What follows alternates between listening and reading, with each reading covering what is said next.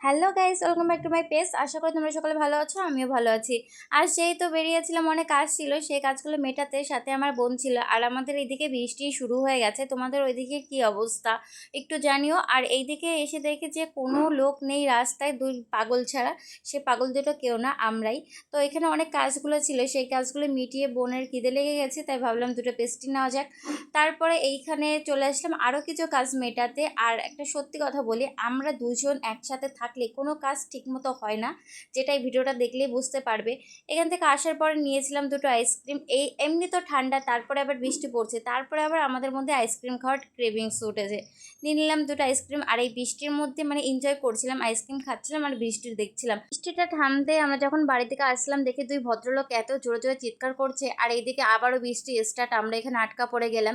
মাসি তখনই ফোন করে বলে যে তোদের আবারও বাজারে যেতে হবে, কিছু কাজ আছে। তো আমি আর বোন আবারও গেলাম। আর সত্যি কথা, এই ভিডিওটা তোমরা লাস্ট অব্দি দেখো। আমরা এতবার বাজারে যাওয়া আসা করেছি না, লোকজন আমাদের দিকে পুরো হা করে তাকিয়ে রয়েছে। আর এই হচ্ছে সেই মহিলা যার কোনো জিনিসই পছন্দ হয় না, আর এর জন্য শুধু বারবার হাঁটতে হচ্ছে আমার। ভগবানকে বলছিলাম আর জন্য কোনো কাজ না থাকে, বাজারের জন্য আর যেতে না হয়। ভিডিওটা যদি ভালো লাগে তাহলে লাইক শেয়ার কমেন্ট করে দিও। দেখা হচ্ছে আবার নেক্সট কোনো ভিডিওতে, ততক্ষণের জন্য বাই।